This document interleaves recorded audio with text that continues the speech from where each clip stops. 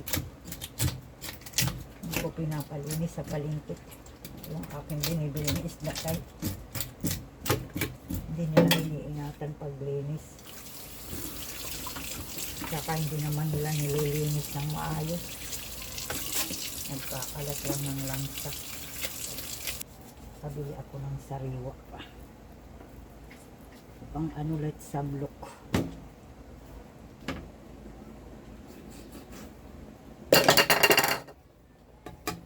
Siya ngayon. Sukatasin para walang langsa. Kasi pang tuba ang aking suka. Babad ko muna yan ng mga 30 minutes.